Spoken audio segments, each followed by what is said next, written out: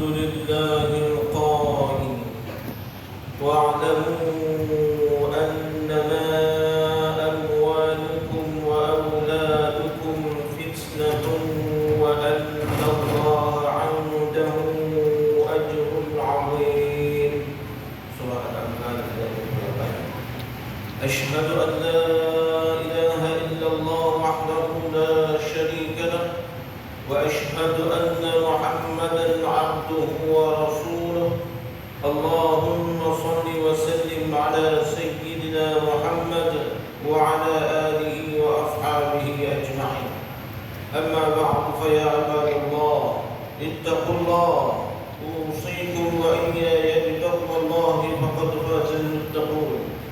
قال الله تعالى في كتابه العزيز: يا أيها الذين آمنوا أطيعوا الله وأطيعوا الرسول وأولي الأمر منكم فإن تنازعتم في شيء فردوه إلى الله والرسول إن كنتم تؤمنون بالله واليوم الآخر ذلك خير وأحسن تأويلا. Surah An-Nisa ayat 29 maksudnya, wahai orang yang beriman, taatlah kamu kepada Allah dan taatlah kamu kepada Rasulullah dan kepada ulil amri, yaitu orang yang diberi kuasa daripada kalangan kamu. Kemudian jika kamu berbantah-bantah, berselisihan di dalam sesuatu perkara, maka hendaklah kamu mengembalikannya kepada kitabullah, yaitu Al-Quran, dan sunnah Rasulnya jika kamu benar-benar beriman kepada Allah dan hari akhirat. Yang demikian adalah lebih baik bagi kamu dan lebih elok pula kesudahannya. Sedang jemaat yang dirahmati Allah sekalian, marilah kita meningkatkan rasa takwa kepada Allah Subhanahu wa taala dengan kita bersungguh-sungguh melaksanakan segala perintahnya dan kita meninggalkan segala larangan. Semoga dengan terbinanya sebuah keluarga yang saleh, maka akan berterusan pula kita mendapat ganjaran pahala dari sisi Allah Subhanahu wa taala. Mimbar Jumaat pada hari ini akan memperkatakan suatu tajuk tentang anak saleh, anugerah teristimewa. Sidang Jumaat dan rahmat Allah sekalian, anak adalah merupakan satu anugerah terindah dari Allah Subhanahu wa taala yang sangat berharga dan tidak terhitung nilainya. Ahli hikmah ada menyatakan, sekiranya kamu ingin mendapat keuntungan dunia, maka berniagalah. Tetapi jika kamu ingin mendapat keuntungan di akhirat, maka didiklah anakmu menjadi anak yang saleh dan salihah. Anak-anak adalah cerminan untuk melihat masa hadapan bagi seseorang. Jika mereka dididik dalam asuh dengan ajaran yang betul, maka ia adalah merupakan suatu anugerah. Akan tetapi sebaliknya, jika mereka menjadi suatu fitnah, di mana firman Allah Subhanahu wa taala dalam surah Al-Anfal ayat yang ke-28 yang dibacakan pada awal khutbah tadi, di mana ayat tersebut termasuk, dan ketahuilah bahawa harta benda kamu dan anak-anak kamu itu hanyalah ujian, dan sesungguhnya di sisi Allah jugalah pahala yang besar. Ma'asyiral muslimin rahimakumullah, sebagai khalifah yang diamanahkan oleh Allah di atas muka bumi ini, kita wajib untuk mengambil berat terhadap mereka yang berada di bawah tanggungan kita.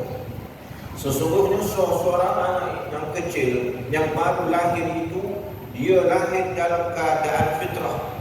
Mereka itu ibarat kain putih yang suci dan bersih daripada sebarang kotoran, maka menjadi tanggungjawab ibu bapalah untuk mencorakkan diri mereka, sama ada dicorakkan ke arah yang diridai atau ke arah yang dimungkari oleh Allah Subhanahu wa taala. Ibu bapa bertanggungjawab untuk mencorakkan kehidupan anak-anak mereka dengan nilai-nilai keislaman dan akhlak terpuji sejak mereka kecil lagi. Sikap anak-anak adalah hasil daripada cerminan sikap kedua orang tuanya. Ini kerana setiap hari anak-anak kecil akan melihat tingkah laku ibu dan ayahnya di rumah. Setiap manusia itu amat mengharap dikurniakan anak-anak yang saleh. Anak-anak bukan sahaja dapat membantu kita sewaktu di dunia, bahkan mereka juga dapat membantu kita dalam urusan di akhirat nanti. Dalam sebuah hadis yang diriwayatkan oleh Abu Hurairah radhiyallahu anhu, Rasulullah sallallahu alaihi wasallam pernah bersabda yang maksudnya, apabila meninggal dunia seorang anak Adam itu, maka terputuslah amalannya kecuali 3 perkara, yaitu sedekah jariyah, ilmu yang bermanfaat, dan anak yang saleh yang mendoakannya. Hadis ini riwayat daripada Imam Muslim. Pada hadis ini jelas menunjukkan kepada kita bahawa doa seorang anak yang saleh sangat besar kedudukannya, kerana ia dapat memberi manfaat kepada ibu dan ayahnya yang telah meninggal dunia. Maka dalam perkara ini, ibu bapa perlu berusaha membentuk pribadi yang baik untuk anak-anaknya dan menyediakan ruang pendidikan yang terbaik kepada mereka. Saudara-saudara sidang jemaat yang dirahmati Allah sekalian, di antara perkara utama yang perlu diberikan perhatian di dalam melahirkan anak-anak yang saleh dan salehah ini ialah yang pertamanya, hendaklah kita sentiasa memohon doa kepada Allah Subhanahu wa taala agar dikurniakan anak yang saleh dan salehah. Hal ini adalah merupakan amalan yang dilakukan oleh para nabi dan rasul yang terdahulu. Mereka itu sangat mengutamakan kelebihan zuriat yang saleh berbanding dengan keistimewaan lain di dalam kehidupan mereka. Mereka sering bermunajat memohon kepada Allah agar dikurniakan zuriat yang saleh sebelum anak itu lahir lagi.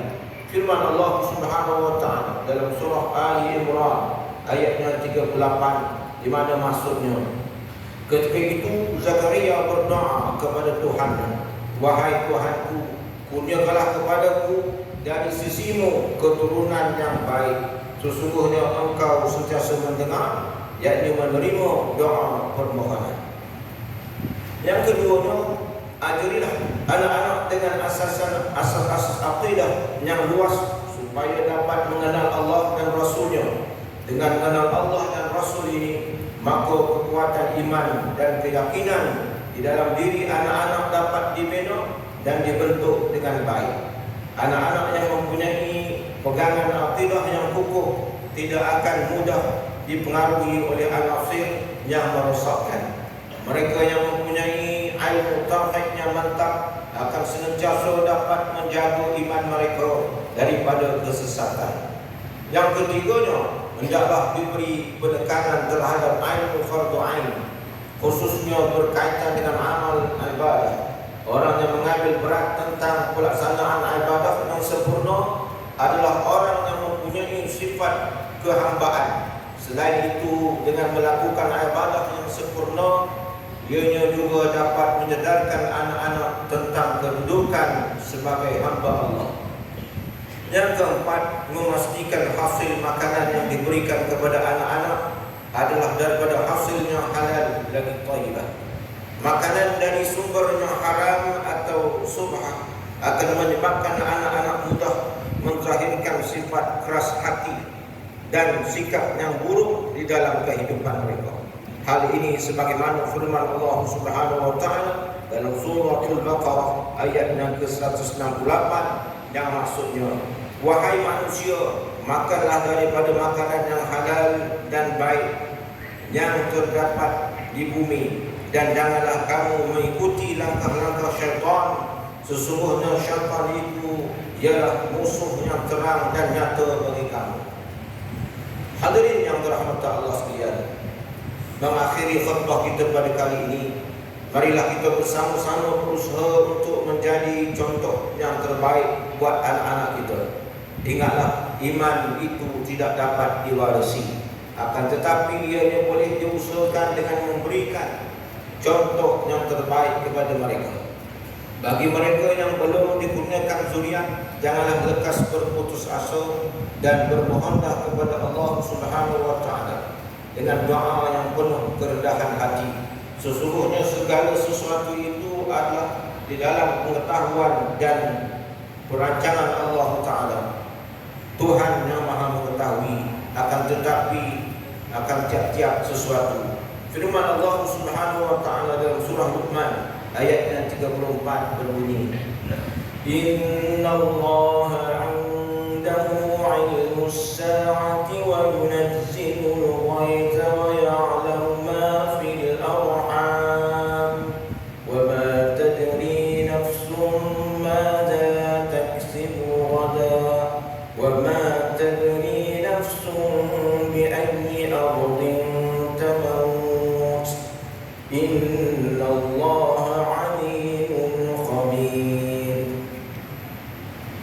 Maksudnya, sesungguhnya di sisi Allah tersimpan pengetahuan yang tepat tentang hari kiamat, pengetahuan yang tepat tentang hari kiamat.